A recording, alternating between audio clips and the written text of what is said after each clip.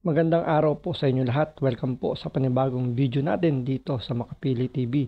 Ngayon ito, pag-usapan po natin tong reaksyon ni Banat Bay dito kay Atty. Claire na mini-mislead po or binibigyan ng hindi magandang kahulugan yung sinabi or yung mga binitawang salita dito ni Pastor Kibuloy dito sa nakaraang interview niya nung siya ay lumabas ulit sa SMNI pagkatapos niya magtago bago siya bigyan ng mga contempt order ng Kongreso at Senado. So ito, panoorin po natin. By the government of the airport. So, sabi ni Mayor Juan, napigilan yung presidente at narapili ang kingdom. Nandito ngayon. Yung pangalawa, yung Prayer Mountain, nagkaroon din ng problema doon about conversion. Dinimanda ako ng illegal conversion of land. Hindi ko naman ang batas na yun. Mabibilan ko ako ng 6 years kung convicted. Si Mayor din ang lumakad noon. Mag-base siya lumakad. At pinuntahan ang lahat ng mga dapat puntahan. At pinuntahan ang lahat ng mga dapat puntahan. And I was on the brink of being put to jail. Si Pastor Kibuloy ito nadinig. Tinulungan siya ni dating Pangulong Duterte at pinuntahan ang dapat puntahan. Kaya siguro mas gusto niya nasampahan na lang siya ng kaso. Kasi mapupuntahan naman ni dating Pangulong Duterte ang dapat puntahan. Your Honor, that's a malicious intent. Sorry, wala namang ganun, walang ganun. Kita nyo kung paano kinunik? Ano sinabi ni Pastor Kibuloy? Tinulungan ako ni Pangulong Duterte. So, pinuntahan niya yung dapat niyang puntahan. So, anong ini-imply ngayon doon sa pinuntahan? Kasi alam mo, hindi naman porket may tinulong sa iyo yung tao, ibig sabihin, illegal na yung kanyang ginawang tulong. Ito, tandaan po natin, abogado po ito, si Atty. Claire. Pero ang kanyang pag-iisip, kapag tinulungan ng isang politiko, at ang sabi, 'di ba, puntahan ang dapat puntahan, kausapin yung mga dapat kausapin. Sa kanya illegal na kagad yung itinulong ng isang politiko. Katulad dito sa sitwasyon ni Pastor Kibuloy at ni Pangulong Duterte. Siyempre, nasa posisyon si Pangulong Duterte, siya yung tumulong kay Pastor Kibuloy. Dapat puntahan yung dapat puntahan. Ika nga sabi ni Atty. Claire, ang sa kanya is parang nagpadulas, basta kung ano man yung illegal na pwedeng gawin para lang alam niyo, matulungan si Pastor Kibuloy sa kanyang problema. Pero dito, tila ini-imply ni attorney na meron siyang ginawa na paglakad. Tama, mali? Ini-imply niya na. Tingnan nyo take note. Ano yung sinabi ni Pastor Kibuloy? Puntahan yung mga dapat puntahan. Take note of that. Babalik tayo dyan. Ibabalik ko kay attorney yan. And Mayor was there. I was in Hawaii that time. Sabi, ako very concerned na ako sa property doon. Kasi amin naman yun eh. Ang hinanap ko sa tatay ko, hindi ginawa ko Prayer Mountain. Magtayo ako ng mga bahay ko pa sa workers. Kalaban pa ng gobyerno, hindi ko alam. Illegal conversion daw of farming land. Hindi ko alam yun. Basta sa akin, matino yung aking intention. Hindi ko alam. So, Mayor ang nagtulong sa akin. I was in Hawaii that time kasi nag-ministry ako. Naintindihan nyo? Ganito. Meron daw mountain na kanya yon, pinamana sa kanya or something like that. Pinamana or kanya yon sa pamilya nila. Alam mo naman sa probinsya, di ba? Kasi ganoon naman talaga sa probinsya. Noong una, wala naman yung mga titulo-titulo o di ko sure kung may titulo to o wala. Pero basta itong mountain na to, Which is totoo naman po, 'di ba? Kaya nga yung ibang mga natin, 'di ba, yung ibang mga katutubo natin, ba inaward na sa kanila yung mga lupa na kanilang kinatitirikan ng bahay kasi nga parang simula pa lang sila rin nangangalaga doon. So walang titulo 'yon, sila lang yung namahala nun. So naging parang ibinigay na sa kanila ng gobyerno, which is ganoon din naman yung nangyari yata dito kay Pastor Kibuloy, which is totoo naman na sa probinsya, kapag ikaw na yung, kumbaga, matagal na kayo nakatira doon at nakatiwangwang naman yung lupa, walang nakatitulo doon, lumalabas sa batas natin parang ina-award na lang antimano, di ba? So, doon, napakita lang dito ni Banat Bay kung ano yung sitwasyon sa probinsya pagdating sa mga ganyang klase mga property. Para sa kanya. Kasi hindi naman niya alam yung may gobyernong at that time na may sinasabi na dapat gawin dun sa lupa na yon. At sabi niya, I was in Hawaii. Nasa Hawaii siya. Tapos, humingi siya ng tulong kay Pangulong Duterte. Linawin natin yung picture, ha? Linawin natin yung picture. Ganon. Pero linawin natin na kanya talaga yon. Tinawagan niya ako, sabi niya, Pastor, ikaw ang bahala kay Jesus Christ. Ako ang bahala kay Judas dito. So, yan ang tulong niya.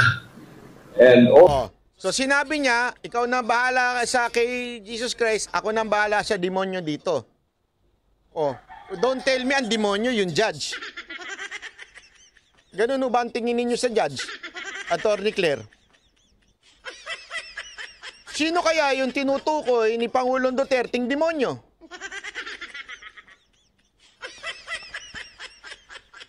Tandaan nyo, wala naman binanggit kung sino yung tinutukoy na demonyo doon.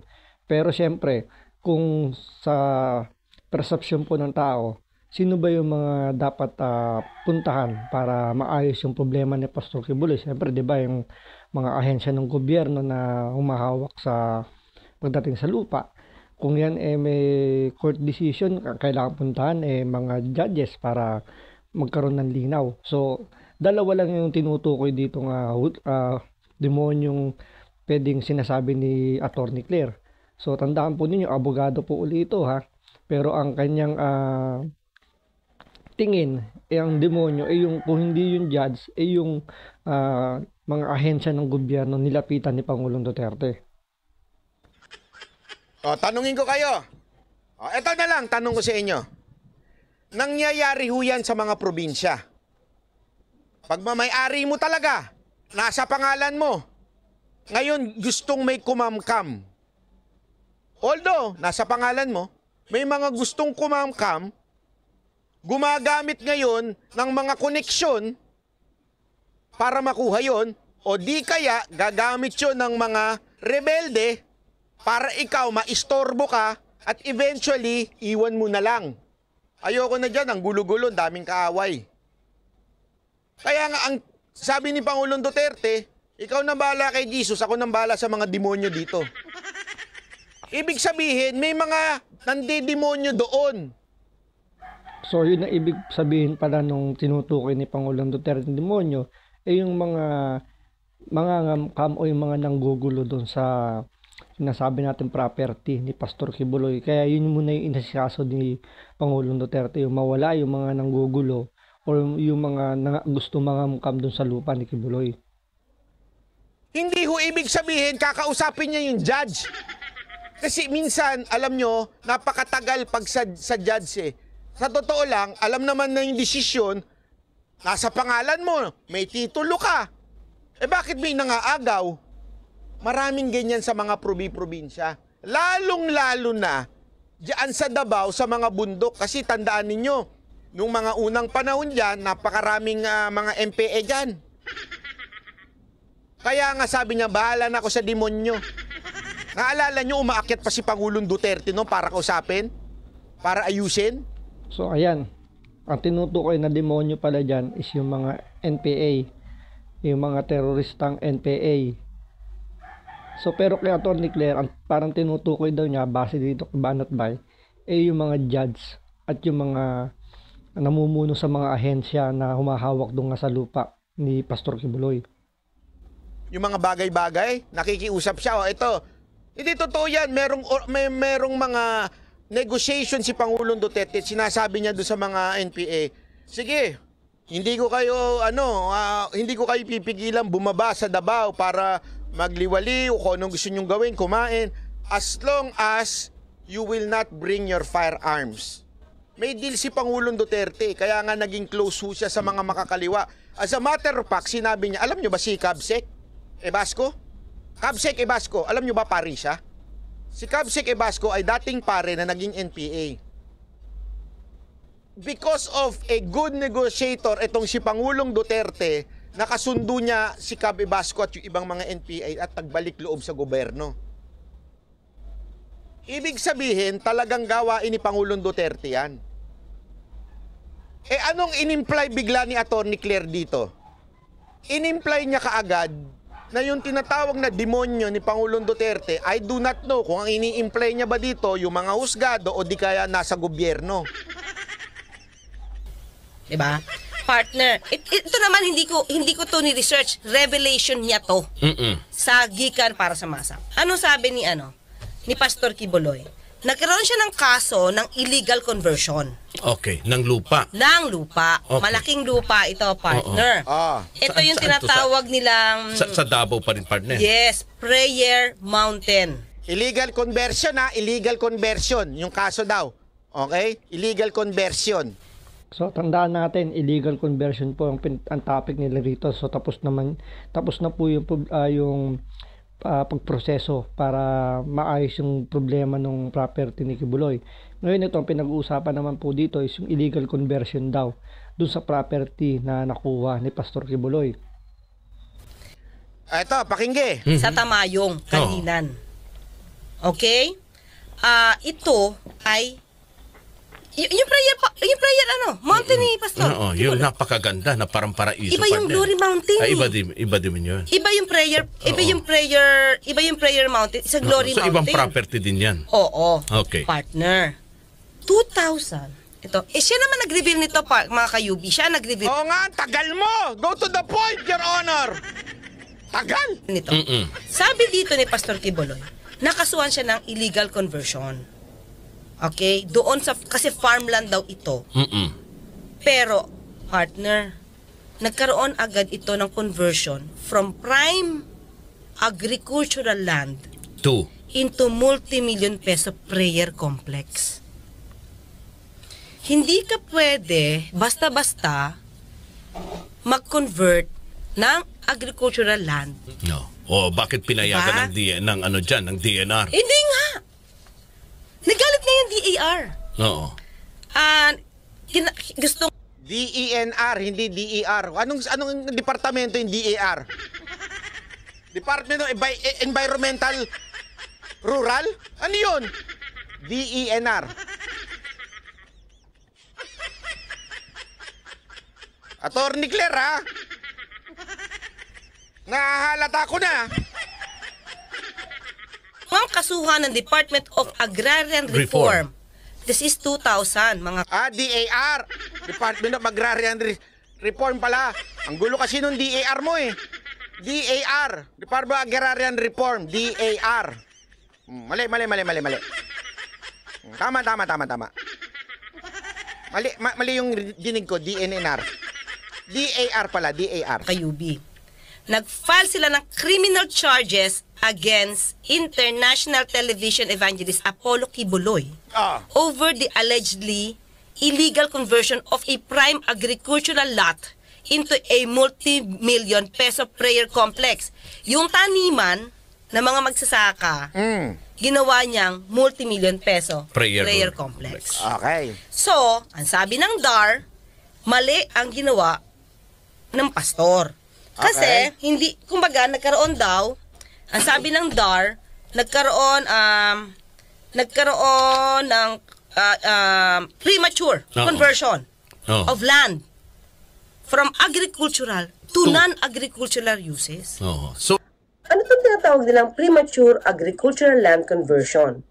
Ito daw yung mga ginawa ng may-ari doon sa lupa upang yung isang agricultural land na suitable na taniman ng mga magsasaka ginawang suited for non-agricultural purposes. Basta ganun lang, ang haba ng point niya eh.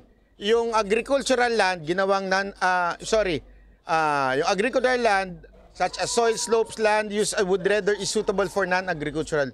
Balik kinonvert daw ni Quiboloy. Na mali. Okay? Remember, Papakita ko lang ha, para sa malinaw. Sino? Ayan. Dinimanda ng DAR, hindi DAR. Dinimanda ng DAR si Kibuloy for doing that conversion. Okay, tuloy. Linawin natin ha. So, ibig sabihin, dumaan pala sa proseso. Kasi nagdemanda yung DAR na mali yung pag-convert daw ni Pastor Kibuloy. So, yun yung nilakad ngayon ni Pangulong Duterte. At kung tama yung pagkakaintindi ko, yun yung tinrabaho ni Pangulong Duterte para maayos yung demanda na yan. So, lumapit dun sa mga dapat lapitan, yung mga ahensya ng gobyerno na ano ba yung tamang proseso. Siyempre, si Pangulong Duterte mas may alam yan kung, para sa mga ganyang kasing bagay. Unlike kay Pastor Kibuloy na wala siya, kaalam-alam dyan. Kaya nga sabi niya, di ba, hindi daw niya alam na tungkol sa mga ganyang kaso. So, yan pala yung dahilan. Kaya humingi siya ng tulong kay Pangulong Duterte para maayos yung gusot ng property. Complex.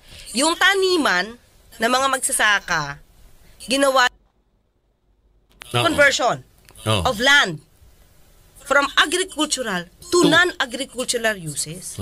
So, Ano itong tinatawag nilang premature agricultural land conversion? Ito daw yung mga ginawa ng may-ari doon sa lupa upang yung isang agricultural land na suitable na taniman ng mga magsasaka ginawang suited for non-agricultural purposes. So dahil sa ginawang ito, na bago yung physical characteristic ng lupa, pati yung slope, pati yung land use. So from agricultural land, ginawa niyang hindi na siya fit na tamnan. Hindi na siya makukonsider na suited for agricultural purposes. Pero ang sabi ni Pastor Kibuloy, hindi daw niya kasi alam na may ganung batas. Pero hindi ba alam natin na ignorance of the law excuses no one from compliance therewith? Yun, di ba? Hindi nga alam daw ni Pastor Kibuloy, kaya nga lumapit siya kay Pangulong Duterte para humingi ng tulong para maayos yung problema niya sa property. So, yung sinasabi ni Atty. Claire na ignorance of the law excuses no one, which is tama naman. Kaya nga ang ginawa ni Pastor Kibuloy, lumapit kay Pangulong Duterte. Diba? So, wala siyang nilabag na, kumbaga parang walang shortcut na ginawa. Diba? Dumaan pa rin sa tamang proseso, kaya nga na-demanda rito si Pastor Kibuloy, di ba? ibig sabihin, may mga nakatanim pa dyan ng mga puno. Yun ang lumalabas sa report ng DAR. Kasi agricultural land to. Oo. Diba? So anong ginawa nilang aksyon ng Department of Agrarian Reform? DAR ba at saka DNR? Partner, at that time nakita ko 1998 to year 2001. Oo. Congressman si Pangulong Duterte. Congressman si Pangulong Duterte.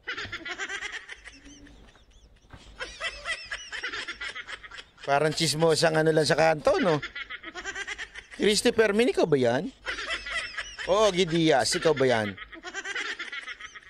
Oh. At that time, Congressman si Pangulong Duterte. Masa kapangyarihan siya. Okay. So may power pa rin siya. So tingnan niyo na kung ano ibinibigay na maling implikasyon dito ni Atty. Claire na binabahiran niya ng hindi magandang hindi magandang ginawa si Kibuloy at si Pangulong Duterte dahil daw nasa kapangyarihan pa bilang congressman si Pangulong Duterte. Diba? Doon pala makikita niyo na hindi indirectly hindi niya sinasabing ganun pero real talk. Ganon yung ibig sabihin dito ni Atty. Claire na minekus-mekus yung proseso para ma-convert yung property ni Pastor Apollo Kibuloy. Hindi siya nawala. Hindi siya mayor, pero congressman siya. Okay? So, ito pa. Ito ay sinabi na sila Kibuloy ay nagmay-ari ng 4 na parsela ng lupa sa Tamayong nang hindi walang requirement, walang yung mga papel na requirement from the DAR. Nagtayo sila ng mga buildings, nagpabakod, nagkaroon ng infrastructure nang walang permiso, walang building permit. Okay? So in other words, partner, maraming kaso, maraming ginawang mali na hindi naaayon sa batas.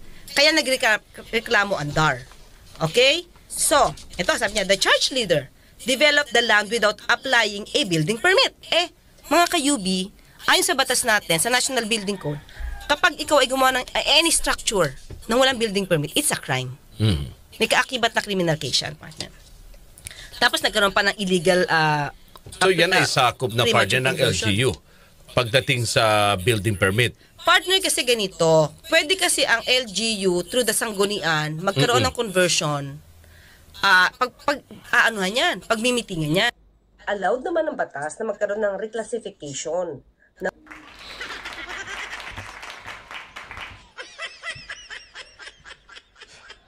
So yung question niya, sinagot niya rin. Yung conversion ay merong mga exemption.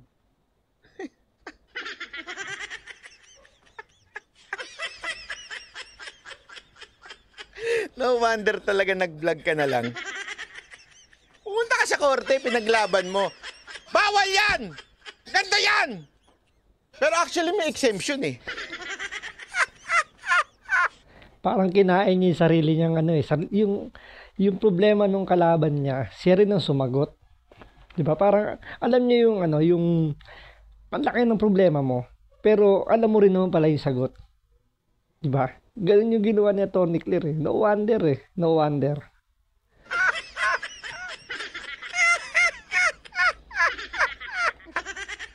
May exemption pala?